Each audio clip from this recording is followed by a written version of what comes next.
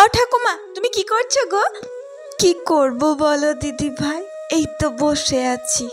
ঠাকুমা, বাইরে তো কালো হয়ে মেঘ উঠেছে, মনে হয় এক্ষুনি বৃষ্টি আসবে, জানো তো? হ্যাঁ গো দিদি ভাই, মনে হয় এক্ষুনি বৃষ্টি আসবে, আকাশে কালো মেঘ করেছে। ও ঠাকুমা, তুমি আমাকে একটা গল্প শোনাও না। গল্প শুনবা? কি গল্প শুনবা দিদি ভাই? ঠাকুমা, তুমি আমাকে একটা ভূতের গল্প শোনাও। হ্যাঁ, ভূতের গল্প শুনবা? ভূতের গল্প শুনে ভয় পাবা না তো তুমি? না ঠাকুমা, আমি ভয় পাবো না, তুমি শুরু করো, ভূতের গল্প শোনাও। তবে শোনো, আমার জীবনের ঘটে যাওয়া এক ঘটনা। সেদিনও এইরকমই কাল বৈশাখী মেঘ উঠেছিল। আমার ঠাকুমা হঠাৎ আমায় ফোন করলো। আমার দাদুর শরীরটা খারাপ, আমায় দেখতে আসতে বলল। আমি সেই রাতেই বেরিয়ে পড়লাম দাদুকে দেখার উদ্দেশ্যে। সকাল পর্যন্ত অপেক্ষা করতে পারলাম না আমি। আমার তো খুবই ভয় করছে, কিন্তু কি করব, উনি তো আসতে পারলো না। এত রাতে ভয় করছে একা একা আসতে, কিন্তু আমি তো সকাল পর্যন্ত অপেক্ষা করতে পারলাম না। কি করব, যা করে হোক এই রাতের মধ্যেই আমাকে যেতে হবে। ওই গাছটা থেকে কেমন একটা শব্দ আসছে জানো, কে কে যেন মনে হচ্ছে রাস্তা দিয়ে হেঁটে আসছে। অন্ধকারে তো বুঝতেও পারছি না কিছুই। কি করব আমি, আমাকে তো যেতেই হবে। মোমবাতিটা নিভে গেল কেন? মোমবাতিটা নিভে গেল, তেমন একটা হাওয়া তো বইছে না। রাম রাম রাম রাম। কে কে তুমি? সরলা? হ্যাঁ, ওকে চেনা চেনা লাগছে। হ্যাঁ, বৈশাখী তুই? হ্যাঁ আমি। বৈশাখী, তোর সাথে তো আমার অনেকদিন পর দেখা হলো। কেমন আছিস বৈশাখী তুই? ভালো। তুই এত রাত্রে এই রাস্তায় কোথায় যাচ্ছিলি তুই? আমি এই দেখ না, ঠাকুমা ফোন করেছিল, দাদুর শরীরটা নাকি হঠাৎ করে খুবই খারাপ, তাই আমি রাতে দাদুকে দেখতে যাচ্ছিলাম দাদুর বাড়ি। ও, তোর তো বিয়ে হয়ে গেছিল শুনেছিলাম, তুই কবে আসলি শ্বশুর ঘর থেকে? আমি আজই এসেছি। ও, আজই এসেছিস? তুই রাতে এই রাস্তায় কি করছিস?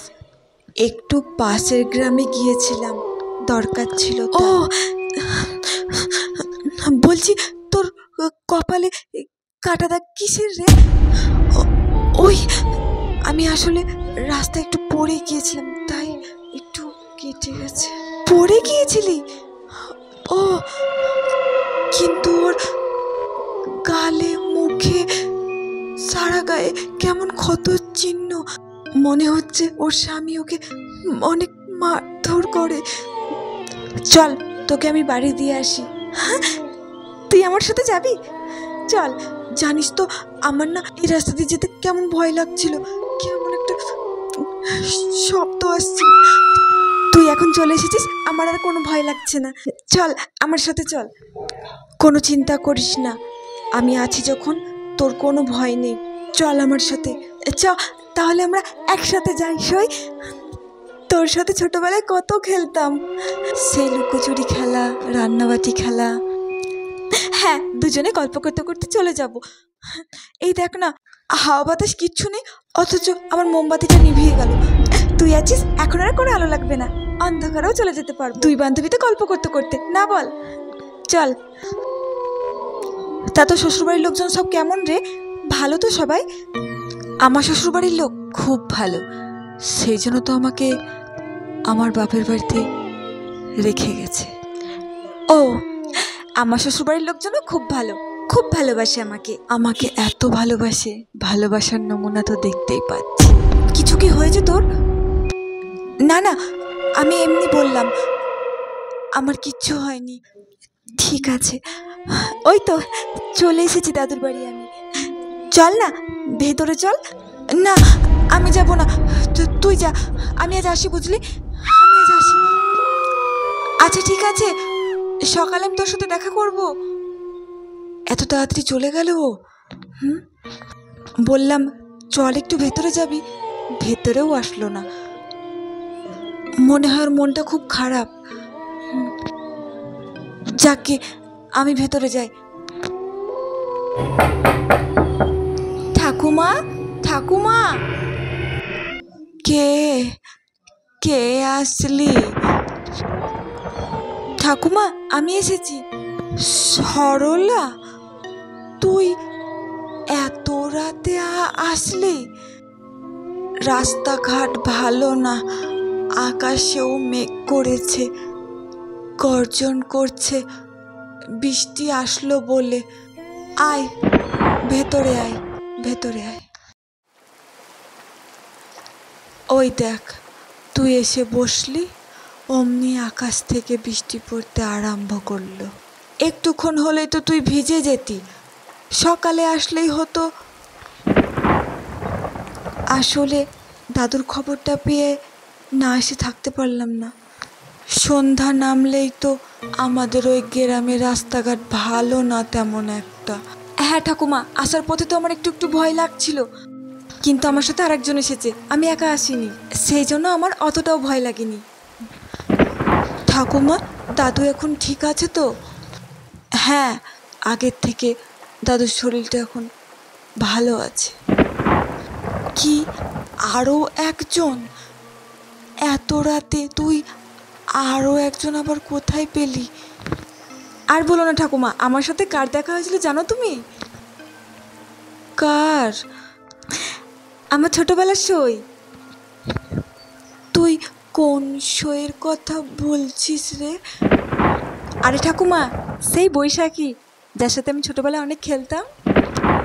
ছোটবেলার সই? বৈশাখী? ওর তো আমার পরপরই বিয়ে হয়ে গেছিল। আসার পথে হঠাৎ রাস্তায় ওর সাথে দেখা, ওর সাথেই গল্প করতে করতে আসলাম। ওকে জানো তো ঠাকুমা, অনেক করে বললাম ভেতরে চল, আসলো না, চলে গেল বাড়ির দিকে। ওই বৃন্দাবনের মেয়ে বৈশাখী, ওর কথা কইছিস তুই?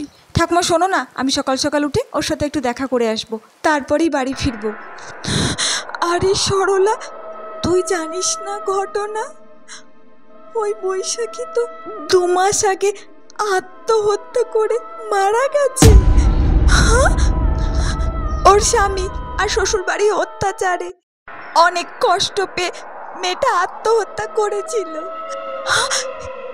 কি বলছো ঠাকুমা তুমি? বৈশাখী মারা গেছে মানে? কই, আমি তো খবর পাইনি। তুই ওই বৈশাখীর সাথে কথা বলতে বলতে বাড়ি আসলি? কি কইছিস তুই? ওটা বৈশাখী ছিল না রে সরলা, ওটা বৈশাখীর আত্মা ছিল। জানো ঠাকুমা, আমার গল্পটা শুনে ভয় যতটা লাগেনি ততটাই কষ্ট লেগেছে। জানো, তোমার ওই বান্ধবী বৈশাখী।